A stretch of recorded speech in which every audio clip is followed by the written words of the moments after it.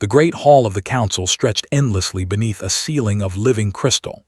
Light from 3 distant suns filtered through massive windows, casting rainbow patterns across the polished obsidian floor. Representatives from 17 star systems had gathered here, their bodies ranging from serpentine coils to floating masses of conscious gas. They spoke in languages that hummed, clicked, and resonated through dimensions humans could barely perceive.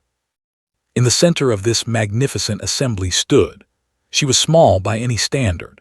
Her brown skin was marked with scars from years of surviving on humanity's struggling colony worlds. Her black hair was pulled back in a practical braid. She wore the simple gray uniform of the human diplomatic corps, a stark contrast to the flowing robes and bioluminescent garments of the aliens surrounding her. On the table before her sat an object that had drawn the attention of every being in the room. It was a blade, roughly 18 inches long, with a handle wrapped in something that looked like ordinary leather. The metal itself was dark, almost black, with swirling patterns that seemed to move when viewed from certain angles. High Counselor Axe towered above the gathering. His form was that of a massive creature with 6 arms and compound eyes that reflected 1,000 tiny images of. His mandibles clicked together in what passed for laughter among his kind. "The human ambassador brings us a knife," Axe announced, his voice translated through the universal communicators worn by all present. A primitive cutting tool, how perfectly representative of her species. Laughter rippled through the assembly. It came in many forms. Some aliens vibrated their membranes. Others released bursts of colored gas. A few simply broadcast their amusement directly into the minds of those nearby. All of it was directed at the small human woman who stood without flinching. Ambassador Oshivda glided forward. Her form was constantly shifting, a cloud of silver particles held together by pure thought. "Perhaps she intends to butter our bread with it," she said, and more laughter followed. "I have studied humans extensively. They are fond of spreading soft foods on grains." His expression remained calm. She had expected this reception. Humanity had only discovered faster-than-light travel 40 years ago. In cosmic terms, they were infants crawling across the floor while adults discussed matters far above their understanding. The Galactic Council tolerated human presence as a courtesy, nothing more. "If I may speak," said her voice steady. Axe waved one of his lesser arms dismissively. "Speak, little one. We are always curious about the thoughts of younger species. It reminds us of our own primitive beginnings." Picked up the blade carefully. "This is not merely a knife. It is a weapon, yes, but also much more. I present it to this council as proof of humanity's worthiness to join your alliance." "A weapon," the voice came from the representative, a massive creature that resembled a dragon from human mythology. Flames flickered behind his scales as he spoke. "We have weapons that can crack planets. We have armadas that number in the millions. What could one human blade possibly offer?" "With respect," replied, "I am aware of your military capabilities. I have studied them extensively. The Council possesses enough firepower to sterilize every inhabited world in this galaxy several times over." "Then you understand your position," Axe said. "Humanity exists because we allow it. Your species controls 17 colony worlds. We control 17,000 systems. This weapon you bring is a curiosity at best." Nodded slowly. "I understand completely. That is precisely why I brought something that cannot be measured in numbers alone." She held the blade up so that light caught its surface. The swirling pattern seemed to intensify, moving faster, creating shapes that tugged at the edges of perception. "Tell me," said, "do any of you recognize this metal?" Silence fell over the assembly. The aliens exchanged glances, their various methods of communication creating a subtle buzz in the background. Finally, Ambassador Osh floated closer, her silver form condensing into something more focused. "It cannot be," she whispered. "Cannot be what?" Axe demanded. Osh's form flickered with colors that's translator identified as extreme shock. That metal, those patterns, I have only seen them once before in the ancient archives of my people. It is. The word sent a visible reaction through the crowd. Several aliens stepped backward. Others leaned forward with sudden, intense interest. The representative's flames burned brighter. Impossible, Axe declared. Can only be forged from the essence of a Shadow King. The last Shadow King was destroyed 12,000 years ago. The secret of its creation died with the forge masters of the previous age. Allowed herself a small smile, and yet here it is. Where did you get this? The question came from a dozen directions at once. I made it. The silence that followed was absolute. Could hear her own heartbeat in the stillness. Then Axe's mandibles began clicking rapidly, a sign of extreme agitation. You lie. Humans do not possess the knowledge to work. No species alive possesses such knowledge. You are correct, agreed. The knowledge was lost, but humans have a particular talent that your species seem to have forgotten. We learn, we study, we discover, and sometimes we find things that were thought lost forever. She turned slowly, addressing the entire assembly. 12 years ago, a human mining ship discovered something impossible. Deep in the outer reaches of what you call the dead zone, buried beneath an asteroid field, we found a tomb. The dead zone even felt a chill speaking those words. It was a region of space that all species avoided. Nothing lived there. Nothing could live there. It was a wound in the fabric of reality itself, left behind from a war fought before most current civilizations existed. You entered the dead zone. This voice had lost its mockery. No ship has returned from there in 10,000 years. Humanity did not know it was supposed to be impossible, said. We went looking for resources.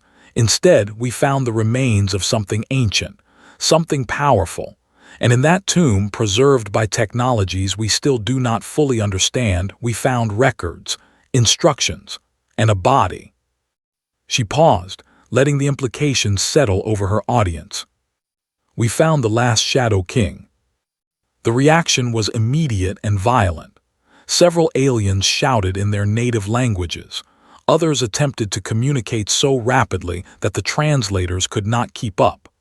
Axe slammed all 6 of his hands against the table, demanding order. This is madness, he declared. The Shadow Kings were destroyed, every last one.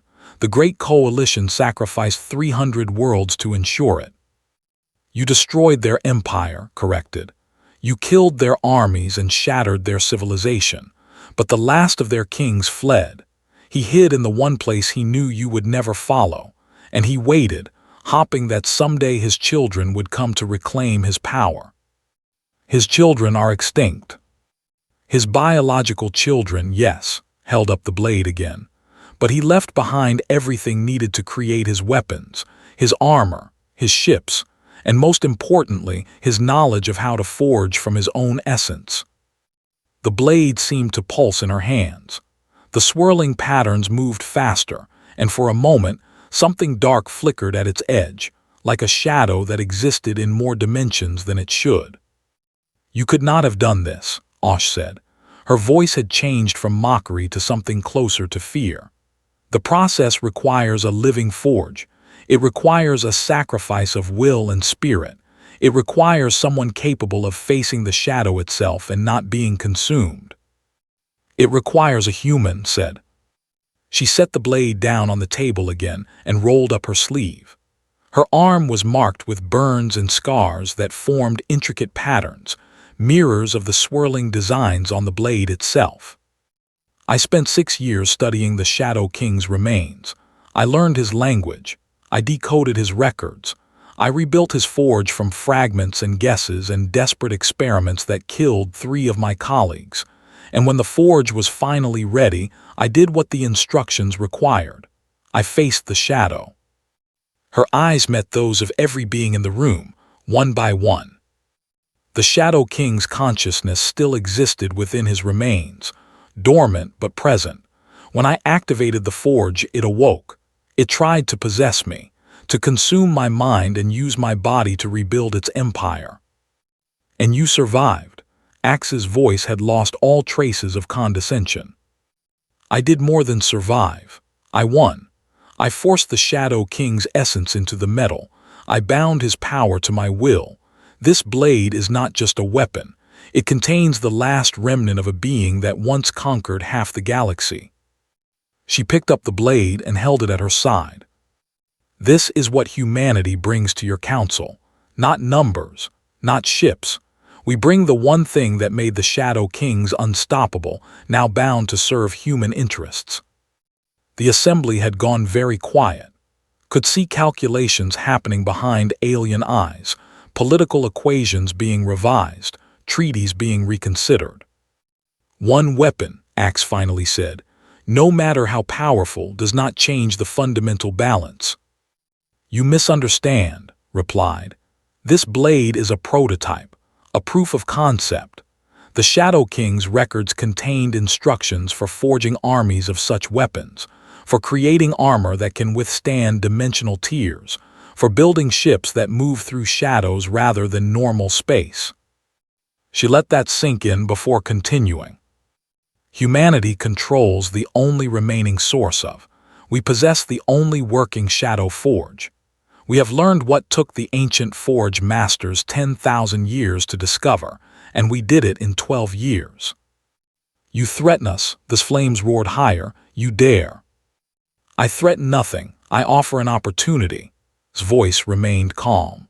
Humanity wishes to join your alliance as equals, not as subordinates, not as pets to be mocked and dismissed, as partners contributing unique capabilities to our mutual benefit. And if we refuse? Shrugged, then humanity will develop these technologies alone. We will build our own fleet, our own empire if necessary. And eventually, whether you like it or not, you will have to deal with us as equals regardless. She turned to face the full council. Your ancestors united to defeat the Shadow Kings because they knew that such power could not be allowed to exist unchecked. They sacrificed entire worlds to prevent any single civilization from wielding. Now that power exists again, and you must decide how to respond. We could take it from you, Osh said quietly. Destroy your forges, eliminate your knowledge. You could try, acknowledged. But humans learned something else from the Shadow King's records. We learned why he hid in the dead zone. We learned how to survive there. The implication was clear. If threatened, humanity would retreat into the one place the other species could not follow. They would build their weapons in peace, emerging only when they were strong enough to face any opposition. You have planned this carefully, Axe observed. Humanity has had 40 years to observe this council, 40 years of being treated as primitives, 40 years of watching our diplomats mocked, our proposals ignored, our people dismissed. His voice hardened slightly. We spent that time learning, studying, preparing, because we knew that eventually we would need to earn respect the only way this council understands. She gestured at the blade. Through power. The council erupted into heated debate. Various species argued in clusters, their translators struggling to keep up with the rapid exchanges. Stood in the center of the chaos, waiting patiently. Finally, Axe raised his arms for silence. The council requires time to deliberate. Ambassador, you will be shown to quarters where you will wait our decision. Nodded and began to leave. At the doorway, she paused and looked back. One more thing you should know. The Shadow King, before I bound him, showed me something. A vision of what he had planned if he ever returned to power. She smiled, and there was nothing friendly in the expression. He intended to destroy this council, every species represented here. He had mapped your weaknesses, planned your extinctions, calculated exactly how to tear your alliance apart. That knowledge is now in human hands. She let the silence stretch. When you make your decision, remember that humanity could have used this power very differently. We could have become the next Shadow Kings, taking revenge for every slight and insult. Instead, we are offering partnership. Consider that carefully." She left the great hall without looking back. Behind her, the most powerful beings in the galaxy stared at a simple black blade and reconsidered everything they thought they knew about the primitive species called humanity. The quarters they assigned were luxurious by any standard. A suite of rooms with windows overlooking an artificial garden that simulated environments from a dozen different worlds. The furniture automatically adjusted to accommodate her human physiology. Food synthesizers offered cuisine from across the galaxy. Ignored all of it. She sat on the floor in the center of the main room, the blade across her knees, her eyes closed. The scars on her arm pulsed faintly with dark light. "They are afraid," she whispered. A voice answered from within the blade. It was ancient, cold, and filled with barely contained rage. "As they should be. My brothers and I conquered their ancestors. They remember." "You lost," reminded him. "They destroyed your empire." "They surprised us. It will not happen again." Opened her eyes. "It will not happen at all. You are bound. Your power serves humanity now." The Shadow King's laugh echoed in her mind. "For now, little human, you impressed me with your will, your determination. You earned the right to wield my essence temporarily, but do not mistake bondage for defeat. I have waited 12,000 years. I can wait longer." "You tried to consume me," said. "You threw everything you had against my mind, and I broke you. You surprised me, as the Coalition once surprised my brothers. But I learned from defeat, human. When your will finally falters, when age or injury or simple exhaustion weakens you, I will be waiting." Smiled and traced her fingers along the flat of the blade. "That is exactly what I told the Council, that humanity could become the next Shadow Kings, that we hold a power that could consume us."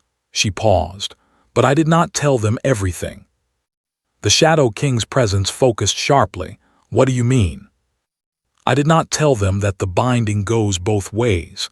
Yes, you wait within me, hopping for weakness, but I also wait within you. I have access to your memories, your knowledge, your very essence, and with every day that passes, I understand you better." She stood and walked to the window, looking out at the alien garden. "The Forge Masters who created your kind made a mistake. They believed that shadow could only consume light. They never considered that light might also consume shadow." The presence in the blade stirred uneasily. "What are you saying?" "I am saying that in 6 years of studying you, I discovered something your own creators never knew. The binding is not static. It evolves, changes, and given enough time, enough will, one consciousness will absorb the other completely." Turned and held the blade up to catch the light from the 3 suns. "I did not just trap you, I am slowly becoming you, learning your power, taking your strength. And when the process is complete, there will be no Shadow King waiting for his moment. There will only be me, with all the knowledge and capability of your entire civilization at my command." For the first time, the Shadow King's voice held something other than contempt or patience. It held fear. "You cannot. The process you describe would take centuries. Perhaps for an ordinary human, but I am not ordinary. I fought you to a standstill in mental combat. I mastered your forge in a fraction of the time your own people required. I have talents that neither you nor the Council understand." She returned to her seat on the floor, crossing her legs and placing the blade across her knees again. "Humanity is young. We have not had time to develop the powers that other species take for granted. But we have potential, raw, untapped potential, and you, Ancient King, are helping me unlock it." The blade pulsed with agitated energy. "I will resist. I will fight you every moment." "I know, I am counting on it," closed her eyes. "Every time you push against my control, you teach me something new. Every attack on my mind makes me stronger. You are not my prisoner, you are my teacher, and class is always in session." She fell into meditation, her consciousness diving deep into the shadows that lived within the blade. Somewhere in that darkness, a being that had once commanded empires raged against its fate. And somewhere in that same darkness, a human woman smiled and continued her education. Hours passed, days perhaps. Time moved strangely in the council's realm, did not leave her quarters. She did not eat or drink.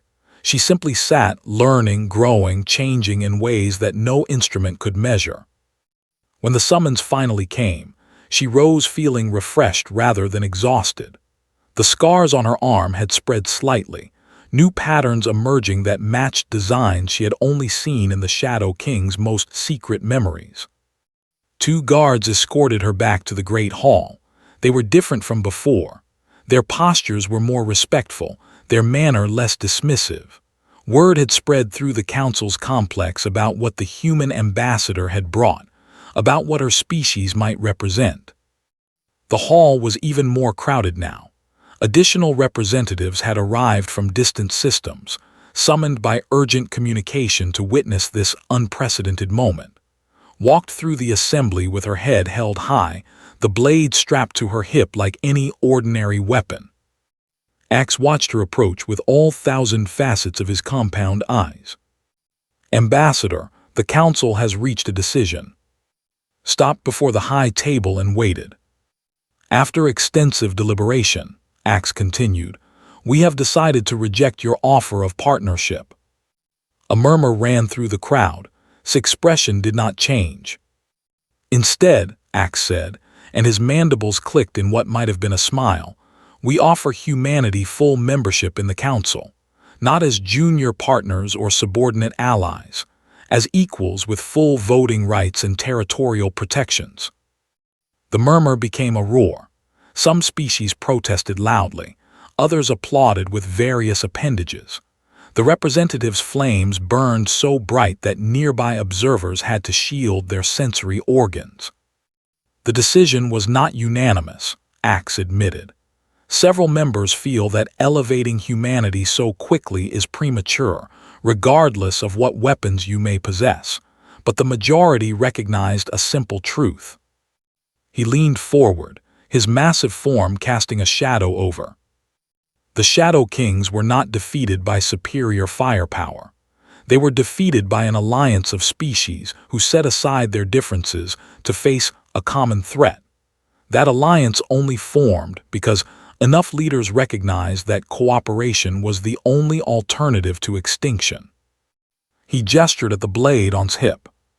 "You have demonstrated that humanity possesses knowledge that could make you our enemies or our partners. The wise choice is obvious." Bowed her head in acknowledgement. "Humanity accepts your offer. We look forward to contributing to the Council's continued success." "There are conditions," Osh interjected. "The technology must be shared. The knowledge cannot remain in human hands alone." "Agreed," said, surprising many in the audience. "We never intended to hoard this power. Our goal was always equality, not dominance. We will share everything we have learned, hold nothing back. In exchange, we expect access to the knowledge that other species have developed over their much longer histories." "That can be arranged," Axe said. "Details will be negotiated in the coming cycles." Reached for the blade and drew it slowly. Light caught and shadows seemed to gather around its edge. "There is one more gift I wish to offer the council, a gesture of good faith." She held the blade out, hilt first, toward the high table. "This weapon contains the last remnant of the Shadow King. His consciousness is bound within it, unable to act but still present. I offer it to the council for study. Perhaps together, our combined knowledge can find a way to safely extract what he knows without risk of his escape." The offer sent another wave of murmurs through the crowd.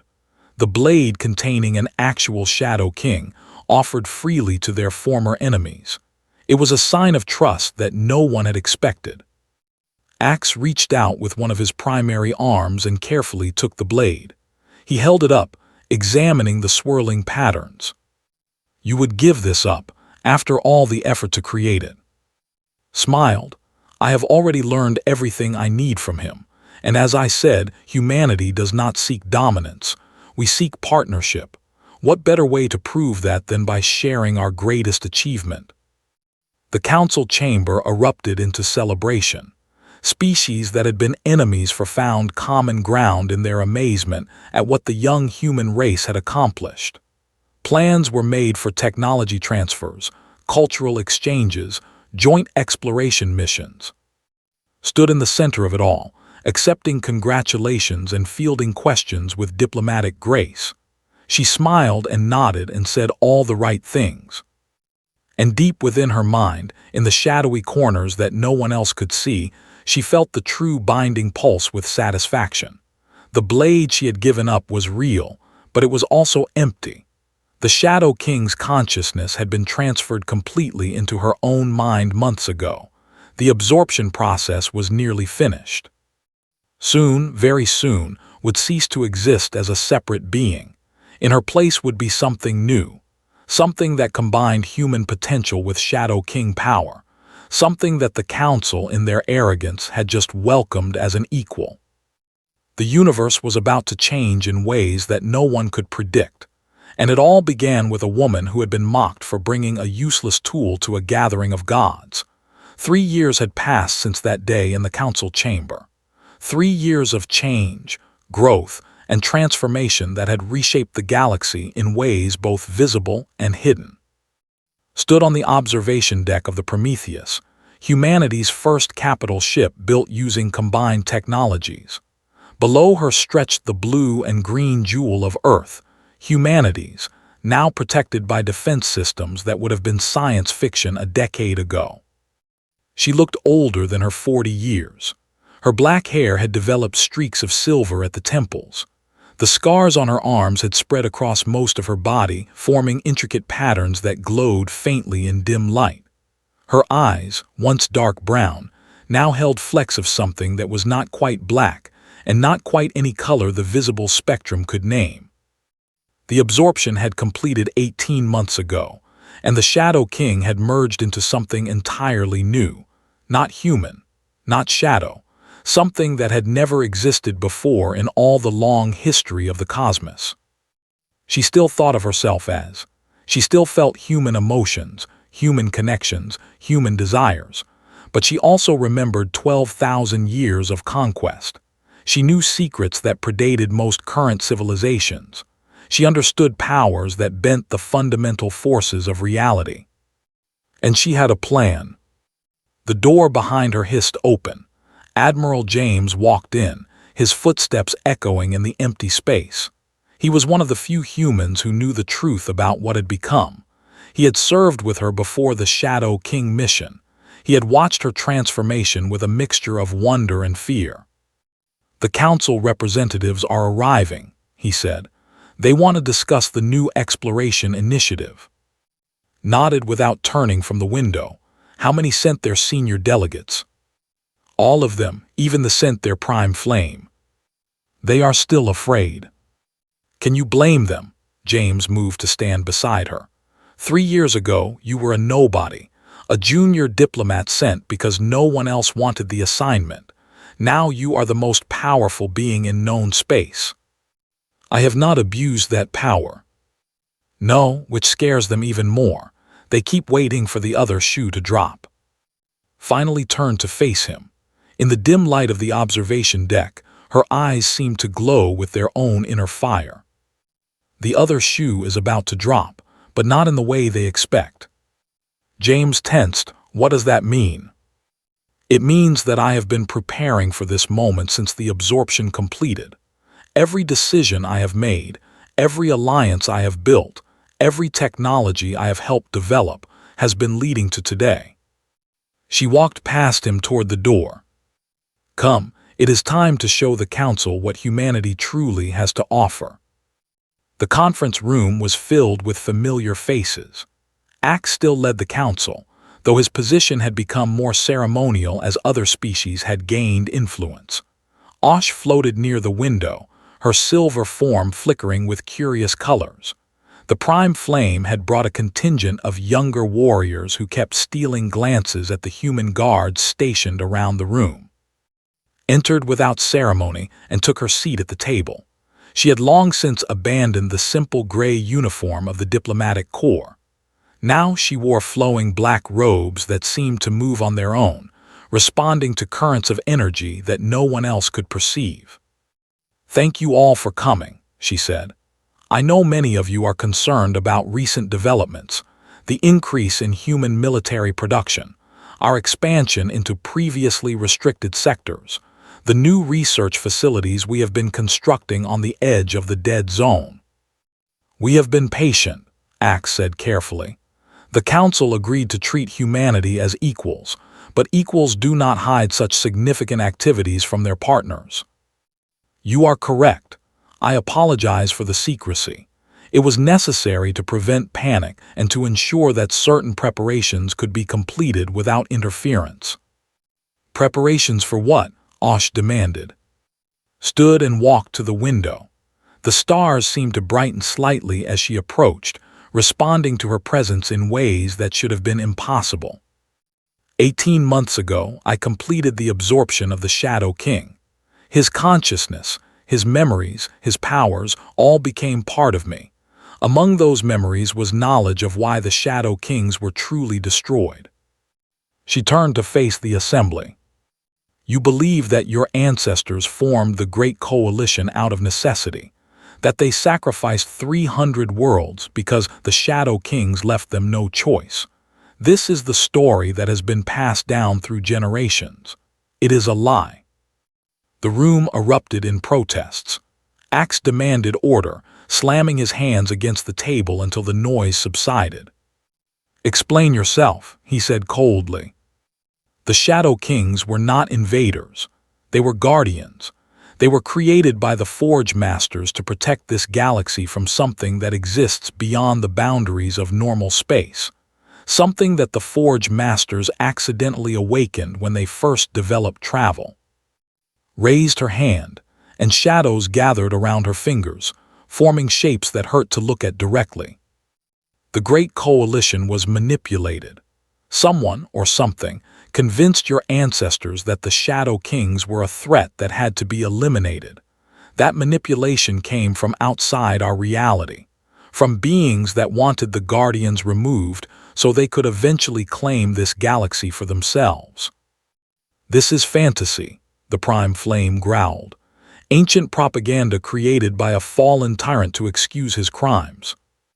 "I thought so too at first. His memories could have been false, constructed to manipulate whoever absorbed him, so I did not act on this information immediately. Instead, She walked back to the table and placed both hands flat on its surface.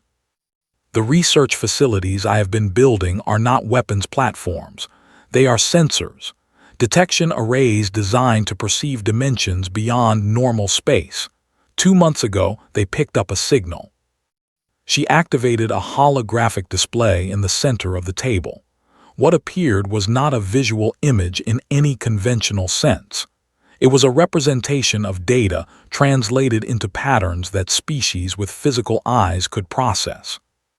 It showed movement, massive, impossible movement, things that existed in geometries that did not follow any rules the Council species understood. They were approaching, slowly but inexorably, from directions that did not correspond to any point on standard star maps. "They are coming," said. "The beings that manipulated your ancestors. They have been waiting 12,000 years for the Guardian system to fully degrade, for the power of the Shadow Kings to fade from the galaxy completely. And now they believe the way is clear." Silence filled the room.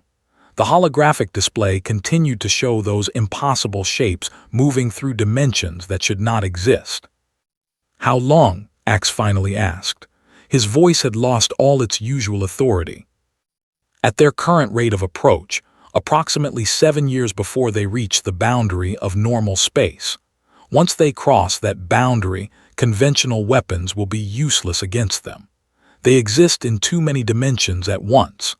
Destroying the portion that inhabits our reality would be like cutting off one finger of a creature with millions of hands. Then what can be done?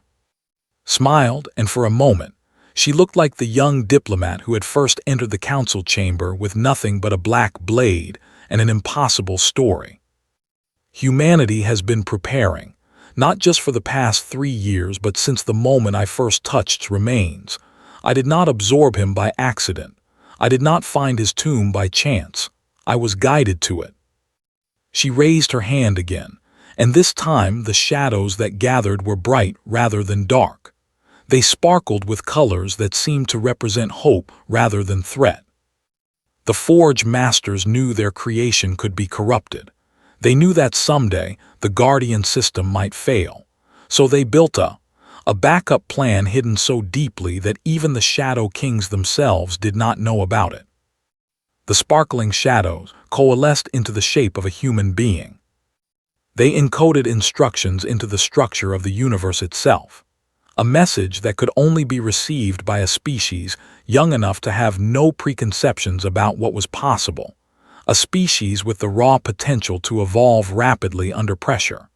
A species that would stumble upon the Shadow King's tomb and instinctively know what to do with what they found.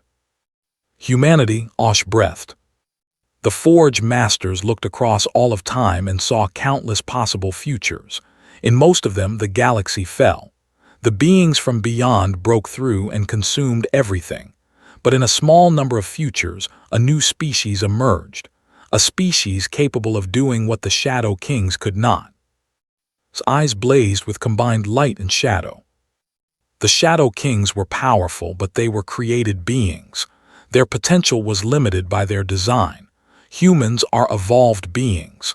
Our potential is limited only by what we can imagine, and we can imagine things that no created being could ever conceive. She gestured, and the holographic display changed. It now showed schematics for devices of incredible complexity. Weapons, yes, but also tools for bending reality itself.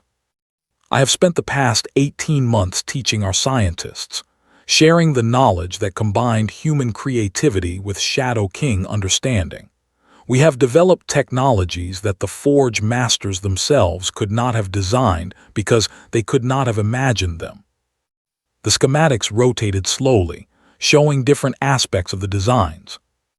Dimensional anchors that can pin the beings from beyond to a single slice of reality, making them vulnerable. Phase cannons that can destroy matter across multiple dimensions simultaneously. Shield generators that create protective barriers not around ships, but around entire star systems. "You have been building these?" Axe asked. "Building, testing, refining. The facilities near the dead zone are not research stations. They are production plants. We have already completed enough dimensional anchors to protect the core worlds of every species in this council." Lowered her hand, and the display vanished. Humanity did not come to this council seeking equality. We came seeking the chance to fulfill our purpose. We are the backup plan, the last hope of a galaxy that does not even know it is in danger. She looked around the room, meeting every alien gaze. "And now finally we are ready." The Prime Flame spoke first. His voice was rough, uncertain in ways that they were not supposed to be capable of expressing. "You expect us to believe all of this, based on the memories of a being who wanted to enslave us, based on sensor readings that show things we cannot even perceive." "I expect nothing," replied. "I am not asking for belief. I am asking for observation. In 3 days, my ships will deploy the first dimensional anchor. The Council is welcome to send observers. You will see for yourselves what happens when that anchor activates." "What will happen?" Osh asked. "The anchor will extend into the dimensions where the approaching beings exist. It will shine a light into darkness that has gone for 12,000 years, and those beings will react. They will send scouts, probes to investigate. They will reveal themselves. And if you are wrong, if this is all some elaborate deception," shrugged, "then the anchor will activate, nothing will happen, and you will have proof that I am deluded or lying. Either way, you lose nothing by watching." The council debated for hours, sat in silence, allowing them to process what she had revealed. She understood their reluctance. Their entire understanding of history was being challenged. The heroic narrative of the Great Coalition had been exposed as manipulation. The hated Shadow Kings were revealed as misunderstood protectors. Eventually, they agreed to send observers, not because they believed her, but because they had no choice. The technologies she had described were real. The weapons she had built existed. Whatever's true intentions, they needed to understand what she was doing. 3 days later, the dimensional anchor deployed. It was a massive structure, nearly the size of a small moon, covered in patterns that seemed to shift and change depending on the angle of observation. Human ships surrounded it in a protective formation. Council observer vessels maintained a cautious distance. Stood on the bridge of the Prometheus, watching through sensors that could perceive far more than ordinary instruments. "Anchor activation in 60 seconds, the helm officer reported. Around her, the bridge crew worked with calm efficiency. They had trained for this moment for months. They knew what was coming, or at least they knew as much as any human mind could comprehend. 30 seconds. Closed her eyes and reached out with senses that no longer belonged entirely to the physical world. She could feel the anchor's power building. She could feel the approaching beings, so far away but so terribly present. And she could feel something else, a resonance in the fabric of reality itself. The Forge Masters, or whatever remained of them, acknowledging that there had activated. 10 seconds. 5. Activation. The anchor lit up with brilliance that existed in spectrums beyond visible light. Reality shuddered. Across the galaxy, sentient beings felt a moment of inexplicable fear, a primal warning that something had changed. And then, from the void between dimensions, something answered. The observer vessel's sensors went haywire. Data poured in that interpretation, but even with limited understanding, every being watching could perceive one thing clearly. There was something out there, something vast and hungry and alien beyond comprehension, and it had noticed them. "Confirmed contact," said calmly. "The beings from beyond have dispatched scout constructs. They will arrive at the anchor's location in approximately 6 hours. Her voice was broadcast to every ship present. "When they arrive, you will see what we face, and then you will understand why humanity was necessary." The hours passed in tense silence. Council observers exchanged worried communications. Human ships maintained their positions, weapons charged, crews at battle stations. When the scouts finally emerged, they did so in a way that nothing in normal space should have been able to accomplish. They simply appeared, unfolding from dimensions that existed perpendicular to reality. There were 5 of them, each roughly the size of a cruiser but shaped in ways that hurt the mind to perceive. They moved toward the anchor, probing it with senses that had no physical equivalent. They ignored the ships around them as if they were insignificant insects. Then they attacked. Energy beams of impossible colors struck the anchor. Dimensional ripples tried to tear at its structure. The scouts used powers that had never been seen in this reality before. And the anchor held. Not only held, but responded. Its surface rippled, and sudden blazing energy shot out, striking one of the scouts. The being from beyond screamed, a sound that echoed through dimensions, and part of its form destabilized. For just a moment, it was vulnerable. Human ships opened fire. Phase cannons blazed, their beams passing through normal space and into the deeper reality where the scout existed. The creature tried to escape, to retreat back to its native dimension, but the anchor had it pinned. It could not run. The scout died in a way that beings from beyond were not supposed to be capable of dying. Its form collapsed, its dimensional presence shattered, its existence ended completely. The other 4 scouts hesitated. For the first time in their eternal existence, they had witnessed something impossible. One of their kind had been killed by creatures they had assumed would be easy prey. They retreated, not slowly, not contemptuously, but quickly, with something that might have been fear. Watched them go with satisfaction. "That was a message," she said to the council observers. "We are not defenseless, we can fight back, and with your help we can win." The aftermath of the battle changed everything.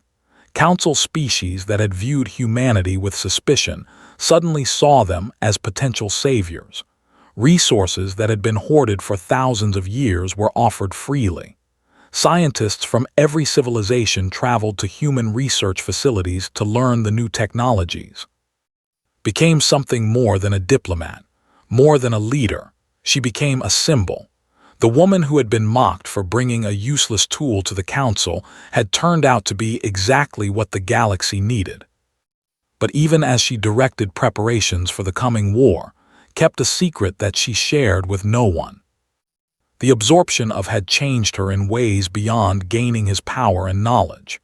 It had opened her perceptions to realities that no living being was meant to access. And in those realities, she had seen something that the Forge Master's message had not mentioned. The beings from beyond were not merely invaders.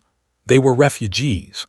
Something had destroyed their original home, and they had been wandering the spaces between realities for eons, searching for somewhere new to exist. The galaxy they approached was simply the next target in an endless quest for survival. Understood this because she had touched their minds briefly during the battle. She had felt their desperation, their ancient grief, their terrible loneliness. They were not evil in any meaningful sense. They were simply so different that coexistence seemed impossible, but was no longer bound by ordinary limitations. She was human and Shadow King combined. She could imagine possibilities that neither species could conceive alone, and she had begun to imagine something extraordinary. A solution that did not require the destruction of either side. It would take time, years, perhaps decades. She would need to fight battles to defend the galaxy, to prove that the beings from beyond could not simply sweep away the resistance. She would need to earn their attention, their respect, their willingness to communicate. And then she would offer them something better than conquest. A home. Not in this galaxy, not in their original dimension, but in a new space that human ingenuity and Shadow King technology could create. A place designed specifically for their unique existence, where they could finally rest after eons of wandering. Stood alone on the observation deck of the Prometheus, watching stars that she had sworn to protect. In her mind, two consciousnesses had become one, but the best aspects of both remained. Human compassion and Shadow King wisdom, human creativity and Shadow King power, human hope and Shadow King endurance. She was the backup plan, but she would become something more. The woman who ended an eternal war not with victory, but with understanding. The aliens who had mocked her useless tool would never know how thoroughly they had underestimated what that tool represented. Not just power, not just weapons, but the potential to see beyond conflict, beyond fear, beyond the endless cycles of destruction that had defined cosmic history for longer than any mind could remember. Humanity had been preparing for this moment since before their species existed. Every struggle, every tragedy, every triumph had shaped them into exactly what the universe needed. Not conquerors, not warriors. Bridge builders. Smiled at the stars, and began planning the most ambitious construction project in the history of existence. A new reality, a new home, a new beginning. And it all started with a blade forged from shadows and wielded by hope. Far away, in dimensions beyond normal perception, the beings from beyond sensed something they had never experienced before. It felt like a door opening, like a voice calling out across the infinite darkness. Like someone offering them what they had sought for eternity. "Come," the voice whispered, "there is space enough for everyone." For the first time in eons, the beings from beyond paused their endless march. For the first time, they considered the possibility that their journey might have a destination after all. And in the council chambers across the galaxy, representatives of 17,000 systems continued to prepare for war, never guessing that the real victory was being won in ways they could not imagine. They had mocked for bringing a useless tool to their gathering of gods. They had underestimated humanity at every turn, dismissing them as primitives, as children, as insects beneath notice. Now that useless tool had transformed the galaxy. Now those primitives held the key to salvation. Now those children were teaching the ancient powers lessons they had never learned in all their long existence. This was the truth of humanity, not their weapons, not their technology, not their capacity for violence or their appetite for destruction. Their ability to find hope in darkness, to build bridges over chasms that others saw as impassable, to imagine futures that more experienced minds would consider impossible. Had absorbed a shadow king and used his power to protect the beings who had oppressed her people. She had faced creatures from beyond reality and responded with compassion rather than hatred. She had been given ultimate power and chosen to use it for creation rather than destruction. This was humanity's gift to the universe. This was why the Forge Masters had seeded the message that led to her awakening. This was that would succeed where raw power had failed. Not a weapon to destroy the beings from beyond, but a vision to save them. The galaxy would never be the same, but thanks to one woman and her useless tool, it would survive. It would grow. It would become something greater than any species could achieve alone. And somewhere in the deepest foundations of reality, the Forge Masters smiled in their eternal rest, knowing that their final creation had exceeded every hope they had ever held. The bridge builder had arrived, and she was just getting started.